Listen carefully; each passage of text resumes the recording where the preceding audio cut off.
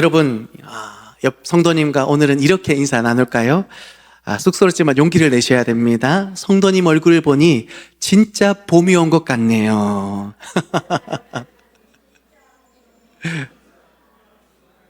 네, 네, 환절기 기침 소리가 아니라 민망한 헛기침 소리가 나네요. 이게 오글거리지만 제가 이 인사를 나눈 게 있습니다. 봄은 그 차가운 겨울을 향한 승리의 소식이잖아요. 우리가 정말 어려운 때를 살아가고 있지만 봄이 반드시 오듯이 승리는 우리의 삶에 분명히 임하게 되는 줄 믿습니다. 오늘 이 승리에 대해서 함께 나누려고 해요. 그리스도인의 삶에 반드시 승리가 임해야 되는데 어떻게 승리를 얻을 수 있을까? 이 말씀 함께 나눌 텐데 그 전에 두 가지 전제를 우리가 먼저 살펴봐야 됩니다. 두 가지 전제가 뭐냐면 첫째는 승리는 습관이라는 겁니다. 뭐라고요? 습관이요. 네, 그냥 하는 소리가 아니라 여러분 실제로 항상 이기는 사람이 이겨요. 이겨본 사람이 승리하더라고요. 그렇죠? 지는 사람은 맨날 져요. 예전에 서울대학교에서 유명한 일화가 있잖아요. 맨날 이 서울대생답게 학점을 맨날 올 A를 받는 학생이었어요. 그런데 어느 날 뭐가 잘못됐는지 C를 받은 겁니다. 얼마나 기가 막힙니까? 그러니까 주변의 친구들이 막 걱정하면서 괜찮아? 라고 묻는데 이 친구가 태연하게 뭐라고 말하면 괜찮아. 다음에 A 받으면 되지 뭐 이렇게 말하는 거예요. 당황스럽지 않습니까? 여러분? 여러분 다 아무렇지도 않네요. 아니 A 받기 그렇게 쉬워요? 근데 여러분 A를 받아본 사람은 자신 있게 다음에 A 받지 뭐라고 말할 수 있는 거예요. 근데 A를 받아보지 못한 사람은 무슨 말이야 저게 이렇게 말한단 말이에요. 여러분 승리도 습관이에요. 이겨본 사람이 이기는 감각을 안단 말이에요. 여러분 이것도 뇌과학적으로 검증됐대요. 우리가 어떤 승리를 탁 거머쥐는 순간에 이 뇌의 도파민도 승리에 딱 맞춰진단 말이에요. 그래서 앞으로 어떤 승부가 있거나 어떤 일이 있을 때 승리할 수 있는 그런 세팅으로 점점 세팅이 되간다는 말이에요. 그러니까 이겨본 사람이 이긴다라는 게 말이 되는 거예요, 여러분. 두 번째는요, 주님이 우리를 패배자가 아니라 승리자로 부르셨다라는 전제를 기억하셔야 됩니다. 여러분, 지난 한 주간 제가 예비하는 삶을 사셔야 됩니다. 자기 소견에 오른 대로 살아가는 것이 죄입니다. 죄 때문에 우리가 하나님의 영광에 이르지 못했습니다. 막 얘기하면서 여러분 다시 한번 하나님의 영광 앞에 서기 위해서는 말씀 앞에 순종해야 됩니다. 라고 이렇게 선포했는데 여러분 한 주간 어떠셨습니까? 말씀 앞에 순종하면서 하나님의 영광 보셨습니까? 아멘 하면 다행인데 한두 분밖에 안 들려요. 나머지 분들은 대부분 그렇기는 마음에는 원이로되. 근데 여러분 잘 기억하셔야 돼요. 하나님 우리를 패배자로 부르신 것이 아니라 승리자로 부르셨습니다. 그걸 증거하는 증거가 뭡니까? 십자가. 세상은요 십자가를 바라보면서 저거는 패배했어, 쓸모없어, 끝났어 라고 말하지만 주님은 그 패배의 십자가를 붙들고 죽음을 이기신 부활의 승리를 선포해 주신 줄 믿습니다. 우리가 그 부활을 믿는 순간, 그 십자가를 붙드는 순간 패배했던 인생이 승리로 나아갈 수 있게 되는 줄 믿습니다. 그러니 여러분 우리는 패배에 익숙해 버리는 인생이 되지 말고 승리에 익숙해져 버린 그런 승리의 습관을 가진 믿음을 가진 참된 그리스도인으로 살아가야 할 줄 믿습니다. 그렇다면 오늘 본문 속에서 어떻게 하면 우리가 이 승리를 맛보며 이 승리의 습관을 가지며 하나님 앞에 영광 돌리며 살아갈 수 있을까? 오늘 기도원의 말씀을 통해 함께 이야기 나누고자 합니다. 여러분 승리하려면요 무엇보다도 승리를 주시는 하나님 앞에 나팔을 불며 살아가야 됩니다. 뭘 불어야 된다고요? 나팔을 불며 살아가야 됩니다. 본격적인 이 대역전극이 펼쳐지는 승리의 현장으로 함께 나아가 보시죠. 여러분 바야흐로 미디안과 싸운 이 전쟁의 현장의 시간은요 밤 10시가 넘은 거의 새벽 2시 가까이 아주 깊은 밤이었습니다. 그때요 미디안 연합군이 몇 명 있을까요? 13만 5천 명. 성경이 이렇게 기록합니다. 메뚜기 떼 같았더라. 얼마나 많은지 메뚜기 떼 같았더라. 그런데 그 메뚜기 떼 같은 미디안 군대를 쳐부수기 위해서 우리 이스라엘 연합군 몇 명 갑니까? 300명 갑니다. 여러분 생각을 한번 해보세요. 1대 450. 아니 저는요 미디안 병사 1대1로 싸워도 질 것 같아요. 근데 1대 450. 이건 전쟁이 아니고 계란으로 바위치기를 넘어서 이거 정말 자살행위 아닙니까? 그런데 그들 손에 붙들린 무기가 뭐냐고요? 아니 요즘처럼 버튼 하나 누르면 막 미사일, 이런 얘기하면 민감하니까 어쨌든 미사일 날아가고 그러면 죽일 수 있죠. 아니 그게 아니라 지금 뭐 들고 있어요? 항아리, 그 안에 횃불, 한 손에는 나팔. 이걸로 사람을 죽일 수 있습니까? 이거 들고 적진에 가는 거예요. 여러분이 그 300명 중 한 명이었다면 어떻게 반응하셨을 것 같아요? 아니 저라면 솔직히 이렇게 기드온 대장에게 말했을 것 같아요. 아니 대장님 뭐 하자는 거예요? 나팔 음악회 하러 가요? 지금 13만 5천 명 기쁨 조하러 음악회 하러 가는 겁니까? 아니면 횃불, 아니 지금 우리 캠프파이어 하러 가요? 지금 싸우러 가잖아요. 그런데 이거 들고 13명 5천 명 어떻게 상대할 수 있습니까? 말이 안 되지 않습니까? 라고 어쩌면 따져 물을지도 모르겠어요. 그런데 이 기가 막힌 상황 속에 기드온이 믿음으로 하나님 앞에 순종하고요, 그 승리를 위해서 그 의심과 때로는 두려움에 휩싸여 있는 그 이스라엘 병사들에게 무엇을 명합니까? 첫 번째로 나팔을 불어라고 명령합니다. 나팔을 불어라. 여러분, 야간 습격 작전의 생명이 뭐예요? 이거예요. 조용히 침투해서 한 명 한 명 죽이다가 걸리면 어쩔 수 없다 이런 건데, 지금 그 적진 한복판에서 뿌 불는 순간 나 여기 있지롱 이렇게 13만 5천 명이 하면서 바로 지금 난리가 날 상황에 나팔을 분다? 야 이거 큰일 날 일인데 왜 하필 나팔을 불까? 성경에 살펴보니까요, 나팔에는 중요한 영적 의미가 있더라고요. 첫 번째 나팔의 의미는요, 하나님이 개입하셔야만 한다라는 공식적인 요청입니다. 13만 5천 명 대 300명 말도 안 되죠. 그러나 하나님이 함께 하시면 됩니다라는 믿음을 가지고, 주여 우리가 믿음 가운데 순종하여 이곳까지 왔으니 이제는 하나님이 역사할 시간입니다 라고 하나님 앞에 나팔을 푸 부는 겁니다. 주님이 개입할 시간입니다.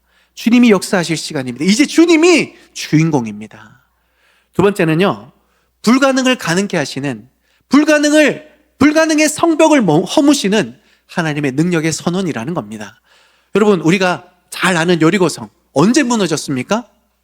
7바퀴 돌고 나서 나팔을 푸 부르면서 여호와께서 우리와 함께 하십니다 선포할 때에 그 철옹성 같은 벽이 무너짐을 우리는 분명히 깨달았습니다. 오늘도 마찬가지입니다. 13만 5천 명, 말이 안 되는 이 상황 앞에 하나님의 능력이 함께하니까, 하나님의 권세가 함께하니까 순식간에 적병이 쓰러지는 역사를 경험함을 보게 된 것이죠. 그런데 여러분, 가슴에 손을 얹고 한번 우리 스스로 한번 점검해 볼까요? 지난 한 주간 우리가 삶을 살아가면서, 최근에 우리가 삶을 살아가면서 우리 눈앞에 보이는 이 미디안의 그 적군, 큰 대군들 앞에 이거 정말 감당할 수 없겠다라는 그 기가 막힌 상황 속에서 여러분들은 과연 한숨으로 반응하셨습니까? 아니면 나팔을 부셨습니까? 한숨입니까? 나팔입니까? 이번 달도 마이너스네. 물가 또 올랐네. 저놈의 자식은 뭐 이렇게 돈만 펑펑 쓰고 말은 안 듣고, 저걸 어쩌나. 여러분, 이런 한숨. 여러분, 그런데 그 한숨의 의미를 살펴보면 한숨은요, 패배자의 언어입니다. 진 사람들은 한숨 쉬죠. 그런데 이긴 사람은 축제에 나팔을 부는 겁니다. 기드온의 군대를 보십시오. 1대 450의 절망적인 상황 속에서도 그들은 한숨 대신 나팔을 불었다라는 것을 주목하셔야 됩니다. 우리가 승리하는 습관을 가지려면 내뱉는 공기의 결부터 바꿔야 됩니다. 절망을 담아서 후 하면 한숨이죠. 믿음을 담아 후 하면 그것은 승리의 나팔이 되는 줄 믿습니다. 그렇다면 우리가 우리의 삶에서 절망 가운데 불어야 될 그 나팔은 무엇입니까? 제가 좋아하는 찬양에 이런 가사가 있어요. 나의 한숨을 바꾸셨네. 사랑의 노래로, 소망의 노래로. 할렐루야. 한숨을 바꾸는 게 뭐예요? 노래, 찬양임을 기억하시길 바랍니다. 여러분, 찬양은요, 우리의 한숨을 바꾸는 능력이 있습니다. 사랑의 노래로, 소망의 노래로 우리의 삶을 승리로 이끄는 하나님의 능력이 있는 줄 믿습니다. 그러니 여러분, 우리는 찬양을 불러야 됩니다. 그런데 여러분, 찬양은요, 기분 좋을 때 흥얼흥얼거리는 그런 노랫말이 아닙니다. 찬양은요, 곡조 섞인 강력한 기도요. 찬양은 미리 부르는 승전가임을 기억하십시오. 기도원의 300용사가 나팔을 불 때 드디어 13만 5천 명이 무너지었던 것이죠. 그 절망 속에서 나팔을 불 때 역사가 일어난 겁니다. 우리가 찬양할 때 우리 앞에 문제가 해결되고 승리의 영광과 축복이 임할 줄 믿습니다. 제가 전도사의 때였어요. 전도사 때 옆집에 한 남자분이 사셨어요. 이분이 근데 때만 되면 그렇게 큰 소리로 막 찬양을 부르는 거예요. 어떻게 부르는지 제가 벌써 십몇 년 전이 지났는데도 아직도 기억나요. 어떻게 불렀냐면, 변찮은 주님의 사랑과 거룩한 보혈의 공로를 우리 다 찬양을 합시다. 주님을 만나볼 때까지. 이렇게 불렀어요. 이거 진짜 똑같아요. 왜? 매일 들었기 때문에. 진짜 매일 들었기 때문에. 근데 잘 부르면, 그래, 가끔 가다가 따라 부르는데 잘 부르지도 않아. 박자도 음정도 정말 각자 소견에 오른 대로 부르셨어. 막. 그러니까 이게 공해인 거예요, 공해. 근데 제가 전도사잖아요. 차만 문 두드리고, 찬양 좀 부르지 마세요. 할 수가 없잖아요. 그래서 제가 꾸역꾸역 인내로 참았습니다. 그런데 어느 날 사역을 하다 보면 힘들 때 있잖아요. 그날 제가 사역 때문에 너무 마음이 아프고, 그래서 정말 곧이라도 주저앉을 것 같은 그런 힘든 마음으로 방에서 이렇게 쉬고 있었어요. 그런데 이분이 똑같이 여러분, 그거 아세요? 유튜브에 되게 유명한 영상인데, 아파트에서 한 남자 어른이, 야! 개소리 좀 안 나게 해라! 이거 아시죠? 한번 보셨을 거예요. 진짜 제 마음이 딱 그랬어요. 왜 그러냐면 힘들어 죽겠는데, 그래도 좀 쉬고 싶은데, 마음이 좀 쉬고 싶은데, 때로는 지금 하나님도 원망되고, 지금 상황도 너무 기가 막히고, 그래서 진짜 이 상황에서 막 그러고 있는데, 갑자기요, 제 귓가에 그 못난 찬양의 가사 하나가 들리는데 뭐였냐면, 예수는 우리를 이거죠. 죄송해요. 예수의 이름은 세상의 소망이요, 예수의 이름은 천국의 기쁨일세. 진짜 못 부르는 찬양이었는데, 진짜 소견에 오른 대로 부르는 찬양이었는데, 그 찬양이 제 마음을 뒤흔들더라고요. 그래, 맞지. 주님이 소망이시지. 그래, 맞지. 내 뜻대로 안 되고 내가 바라는 대로 안 돼도 주님이 나에게 기쁨을 주시지. 내가 그 주님을 바라보지 못했구나 라는 마음으로, 여러분, 그 말도 안 되는 박자에 제가 무릎을 꿇고 함께 찬양하고 기도했어요. 그게 또 되더라고요. 그랬더니 여러분, 그 마음속에 기쁨이 샘솟아 납니다. 생각이 바뀌어요. 마음이 바뀌어요. 기대가 돼요. 소망이 돼요. 물론 그 이후에 또다시 차가운 현실을 만날 때 기가 막히죠. 그런데 이제는 더 이상 제 속에 한숨이 아니라 찬양이 나오죠. 예수는 우리를. 할렐루야. 찬양이 그래서 중요합니다. 여러분, 한숨이 아니라 찬양할 때 역사가 일어나는 줄 믿습니다. 오늘 여러분, 왜 제가 여러분 일부러 이렇게 세워준 줄 아세요? 여러분 이제 각오하셔야 돼요. 종종 일어날 겁니다. 왜 일어나요? 여러분, 우리 왜 일어납니까? 알고는 일어나셔야지. 여러분, 예배할 때 왜 일어납니까? 주님이 이곳에 임재하심을, 가장 소중하고 만왕의 여왕이신 주님 이곳에 계시니까 일어남으로 맞이하는 거예요. 그냥 일어나는 거 아니에요, 여러분. 우리 온몸으로 그것을 표현하고 선포하는 거예요. 만왕의 왕이시며 세상의 소망이시며 나를 참으로 변화시키고 다시 일으켜 주실 그 주님, 내가 믿음으로 영접합니다. 바라봅니다. 일어나서 그 주님 찬양할 때에 일어나 보니까 어때요?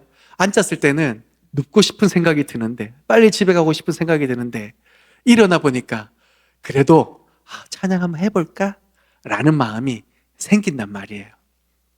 여러분, 우리가 마음 가는 대로, 사라지는 대로 믿으면서 살지 말고 믿음으로 결단하고, 상황이 따라주지 않는다 하더라도 한숨이 아니라 그 한숨을 바꿔서 찬양으로 바꿔보세요. 몸을 일으켜 세워보세요. 입을 벌려보세요. 그때 내 마음이 달라지고 내 생각이 달라지고 내 결단이 달라지고 내 삶의 결론이 달라지는 것을 발견하게 됩니다. 왜요?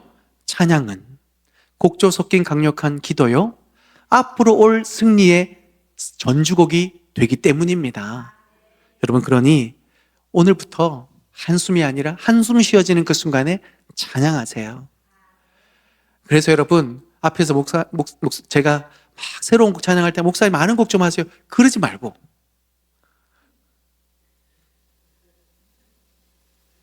새 노래로 여호와를 찬양하라 그랬는데, 새 노래 말씀대로 순종해서 새 노래로 찬양하는데 목사님 아는 것 좀 하시라고. 저는 말씀대로 한 겁니다, 여러분. 무슨 말씀 드리냐면, 찬양을 가까이 하다 보면 이 찬양 저 찬양, 얼마나 귀한 찬양 많습니까? 그 찬양으로 우리의 삶을 물들이세요. 우리의 환경을 녹여버리세요. 주님의 영광을 찬양 가운데 바라보시는 저와 여러분 될 수 있기를 소망합니다. 두 번째는요, 나를 가둔 항아리를 깨뜨려야 주님의 영광을 보게 됩니다. 여러분, 전쟁의 한복판에 뭐 가지고 갔다고요? 나팔 하나는 이제 불었고, 그 다음 항아리 들고 갔어요. 그 안에 횃불을 들고 갔죠. 여러분, 적진 한가운데 몰래 침투하기 위해서는 항아리는 무조건 필요해요. 불을 숨겨야 되니까. 그래서 몰래 가져갔어요. 그런데 이제는 항아리를 깨뜨려야 하나님의 임재의 상징인 횃불이 드러나지 않겠습니까? 짜잔! 하나님의 군대가 너희 앞에 섰다! 라고 불을 이제 확 보여야 되는데, 항아리가 깨지지 않으면 불이 나올 수 있어요, 없어요? 없어요. 뭘 말해요? 항아리는 깨져야 된다는 거예요. 항아리는 깨져야 비로소 하나님의 영광이, 그 능력의 빛이, 소망의 빛이 비추게 되는 겁니다. 제가 얼마 전에 제가 아는 목사님이 정말로 기도 가운데, 특별한 은혜 가운데 교회를 이전해서 확장해가지고 이렇게 딱 입당했어요. 그래서 기도해 달라고 이렇게 또 솔직히 자랑하려고 이렇게 동기 목사님들 불렀어요. 지인 목사님들 불렀어요. 가봤더니 너무 이뻐요. 너무 이뻐가지고 막 전부 다 막 감탄을 하면서, 그 중에서 유독 눈에 띄는 한 가지가 있었는데, 교회 입구에 딱 보니까 이 딱 현관 바로 앞에 너무 잘 보이는 그곳에 도자기 이만한 거를 딱 이렇게 전시해 놓으신 거야. 그래서 물어봤죠. 목사님, 심상치 않은데 이거 뭐예요? 그랬더니 막 껄껄 웃으면서, 목사님 이거 귀한 겁니다, 이러는 거예요. 왜요? 그랬더니 도자기 전문가이신 집사님이 이걸 헌물을 하셨는데 이거 팔면 4천만 원 정도 된다는 거예요. 대단한 교회예요. 그 4천만 원이라는 얘기를 듣자마자 약속이나 한 듯이 같이 간 목사님들이 다들 뭐라고 얘기하면, 목사님 이거 팔면 스피커가 달라져요. 이거 팔면 영상이 막 입체적으로 막 난리가 나겠는데요? 막 다들 막 한마디씩 하는 거예요. 이거 팔면 어떻게 될 거다. 이거 팔면 어떻게 될 거다. 근데 여러분, 그 도자기 팔 수 있어요, 없어요? 못 팔아요. 왜요? 그 도자기는요, 한 사람의 인격과 솜씨와 인격이 담긴, 인생이 담긴 작품이기 때문이에요. 그러니 못 팝니다, 절대. 그래서 대단합니다, 놀랍네요 하면서 이렇게 집으로 오면서 제가 오늘 말씀 준비하는데, 이 도자기가 갑자기 생각이 나는 거예요. 왜요? 우리가요, 우리 인생이 자꾸 이 4천만 원짜리 도자기처럼 여기는 거예요. 소중하고 귀한 건 알겠는데 깨져야 될 때 깨져야 주님의 영광이 나타난단 말이에요. 그런데 깨지지 않고 소중히 너무 붙들고 있으니까, 간직하고 있으니까 나의 어떤 자존심은 살려지는데, 나의 어떤 이름은 높아지는데, 그런 나의 인생에 하나님의 영광이 임재하지 못한다는 거, 이거 그리스도인으로서 얼마나 비참한 겁니까? 제가 갑자기 그 도자기를 뭐라 하는 것이 아니라 오늘 말씀을 묵상하다 보니까 그 도자기가 생각나는 거예요. 깨져야 될 때 깨지면 하나님의 영광이 보잘것없는 나의 인생 가운데 비추어지면서 우리의 삶이 그렇기 때문에 더 아름답게 빛날 수 있지 않을까? 그래서 사도 바울이 고린도후서 말씀에 이렇게 기록합니다. 사도 바울의 말씀 같이 한번 읽어볼까요? 고린도후서 4장 7절입니다. 시작. 우리가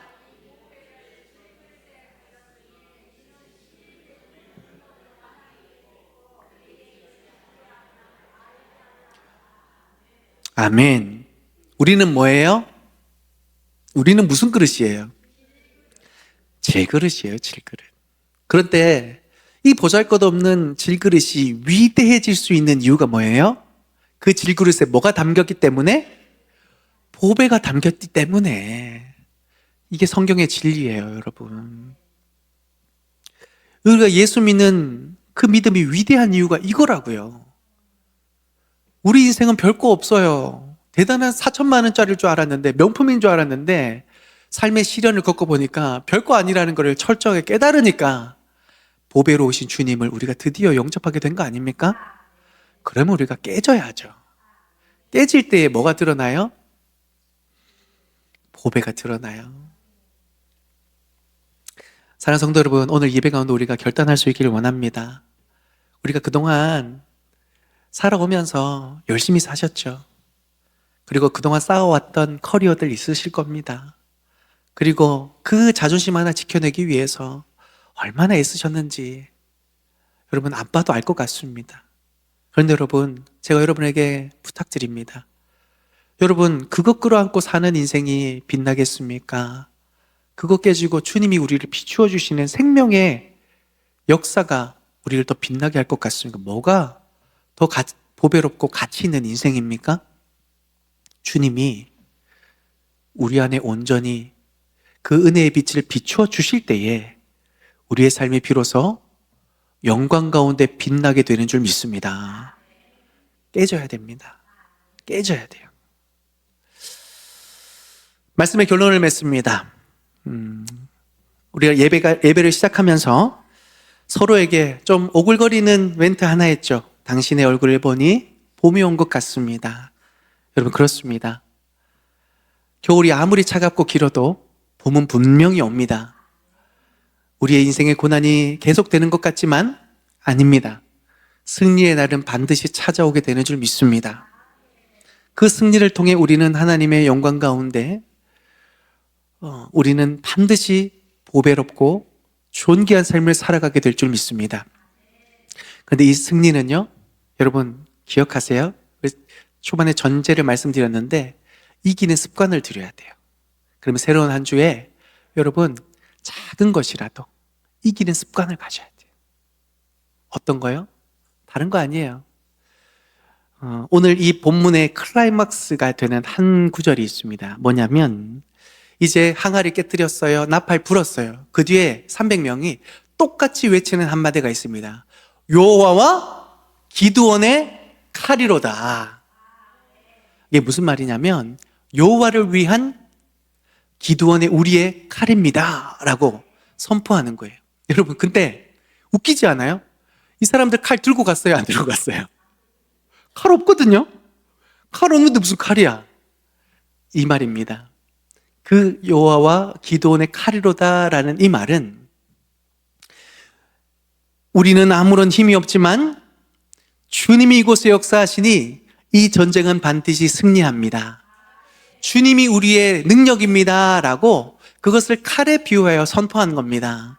하나님, 내 힘으로는 할 수 없지만 주님이 하시면 할 수 있습니다.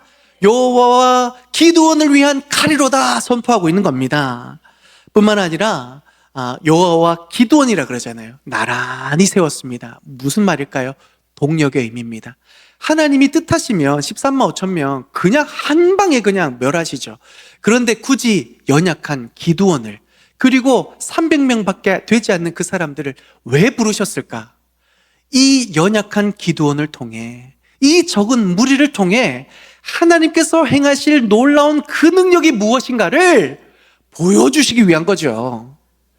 그런데 그 하나님의 능력을 그럴 만한 사람을 데려다 쓰는 것이 아니라 그럴 수 없는 사람을 들여다 쓰시면서 그 하나님의 영광을 선포할 뿐만 아니라 그 연약한 삶이, 별 볼 일 없는 사람이 이제는 더 이상 별 볼 일 없는 사람이 아니라 별 볼 일 있는 인생이 되어지는 것이죠. 그래서 여러분, 하나님 앞에 순종하고 승리의 습관을 가지며 우리의 나팔을 불고 주님 앞에 믿음 가운데 나아가는 것이 얼마나 중요한지를 우리는 분명히 이 말씀을 통해 기억하며 살아갈 수 있어야만 되겠습니다. 여호와의 영광을 위하여 살아가는 그 삶, 그러한 삶을 살아간 믿음의 사람들이 있었습니다. 다니엘을 보실까요? 여러분, 사자굴이 그 앞에 있고 불뭇불이 그 앞에 있음에도 불구하고 다니엘은요, 그리 아니하실지라도 나는 하나님의 영광을 바라봅니다 라고 믿음으로 나아갔더니 사자의 입이 막힙니다. 불뭇불 속에서도 머리 하나 상치 않게 하시는 하나님의 놀라운 영광을 보게 되는 줄 믿습니다. 다윗은 어떻습니까? 다윗 손에는요, 물맷돌밖에 없었어요. 그러나 그 앞에 골리앗은 칼과 창과 방패와 어마어마합니다. 그런데 그 속에서 다윗이 뭐라고 얘기합니까? 너는 칼과 창과 단창으로 내게 나오지만 나는 만군의 여호와 나와 함께 하시는 하나님의 영광을 붙들며 나아가노라. 승리가 그곳에 있었습니다. 여러분, 여호사밧 왕은 어떻습니까? 오늘 본문에 같이 13만 5천 명과 300명의 싸움과 같이 말이 안 되는 똑같은 싸움이 펼쳐졌을 때에 여호사밧 왕은 하나님을 찬양하는 찬양대를 이끌고 나팔을 불며 나아갔습니다.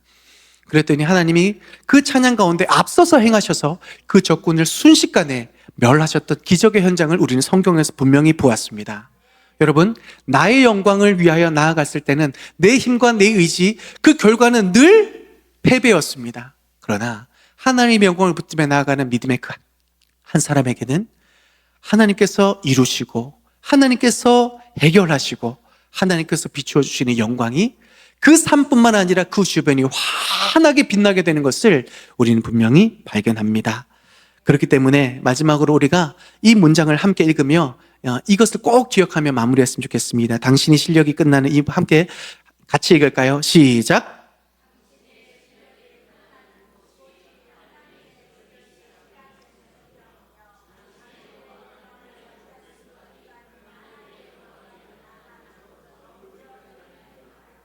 자, 한번 눈으로 한번 다시 보실래요? 당신의 실력이 끝나는 나는 안 됩니다.